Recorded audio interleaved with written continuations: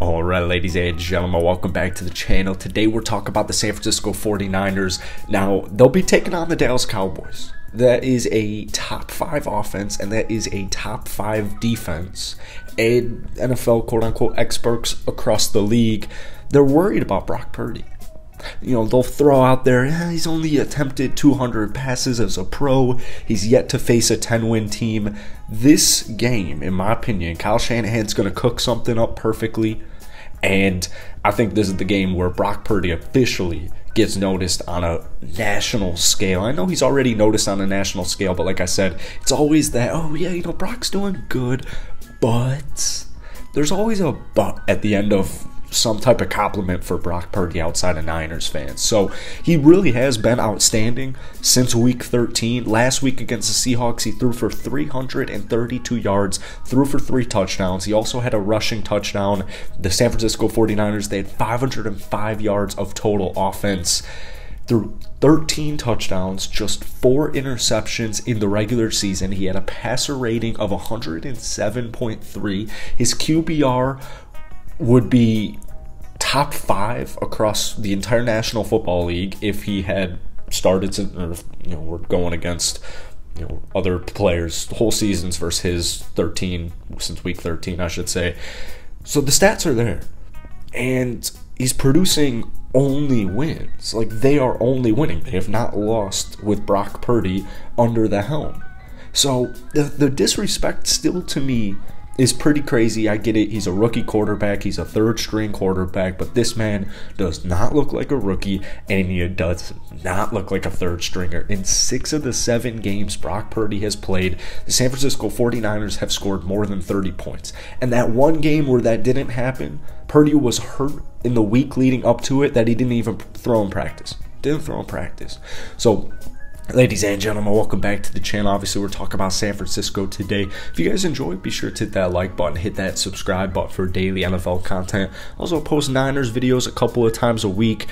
You know, watching that Dallas game yesterday against Tampa Bay, I unfortunately, sorry if any Bucs fans are watching this video, the Bucs, they're literally below 500.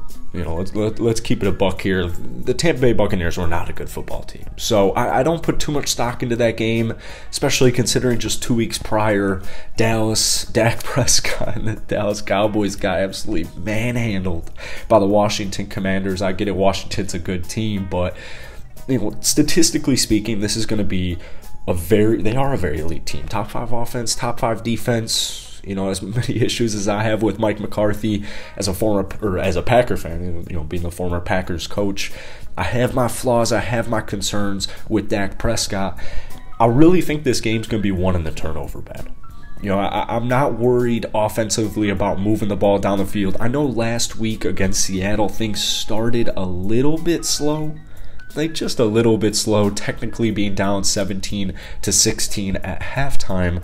They were moving the ball down the field for most of the first half. They just weren't able to put that ball in the end zone more than once. Right? They were just settling for field goals right inside or just outside of the red zone. So I'm not too worried about putting points on the board. I really think at the end of the day, for both teams, it's going to come down to turnovers.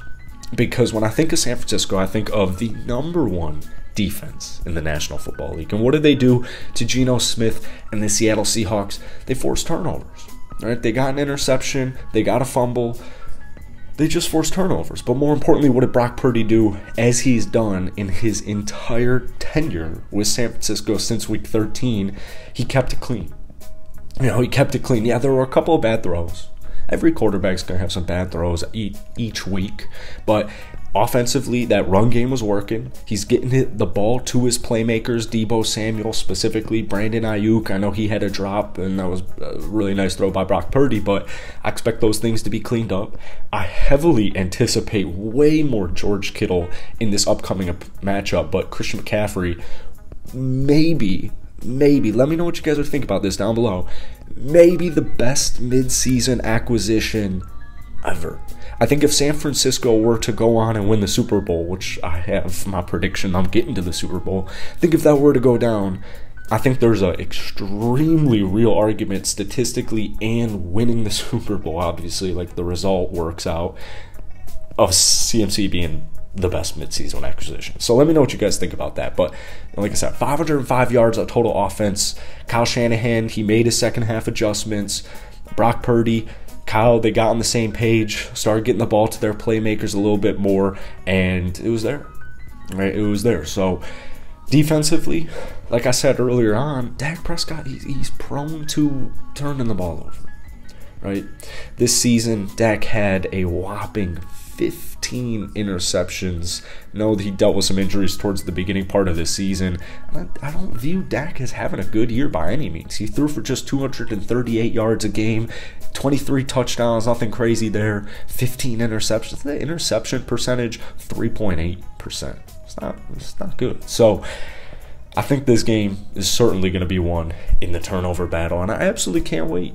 You know, it's kind of cool because the Niners and the Cowboys in the 90s especially, I mean, but just in general, both these two teams, they have a bunch of playoff history together. You know, also another thing in San Francisco's way is, or not in their way, in their favor, I should say, is the home field advantage, clearly. And, you know, also Dallas's previous recent memory playoff history. I know that's not, you know, don't look too much into that because things change, but it just has me feeling good.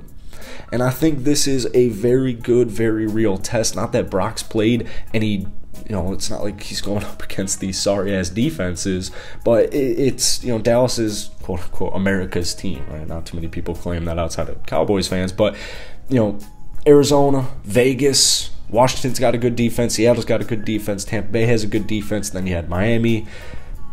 Like I said, that one big thing is, you know, yeah, Brock Purdy's done a great job, but he has yet to face a 10-win team, and that's what you're facing with the Dallas Cowboys. So I'm very excited. I'm very excited because 505 yards in a playoff game, and that is absolutely absurd. They ended up winning 41-23. That last, you know, 6 points essentially was a 41-17 score. They blew them out in the second half, and it's just simply they have the depth to do so. They can rotate so many players. Specifically on the defensive side, it's why they're ranked number 1. They can rotate so many players on offense in the first half that come the third quarter, come the fourth quarter, what is San Francisco? They're fresh, they're energized, they're hungry, they're ready to attack. And what's that opposing offensive line? They've been getting just bull rushed all game. They're gassed. They're simply gassed. So you just got to wait for that QB to make a mistake, wait for a defender to make a play, as they do every single game, and bang, turnover. Just like that, the tides change. It's exactly what happened in the second half. Pretty much shut out Seattle up until that last-minute garbage time touchdown by DK. So let me know what you guys are thinking about this Niners game, this upcoming, I believe it's on Sunday. Hit that like button, hit that sub button, and yeah, drop some comments down below on San Francisco. I'll see you guys later.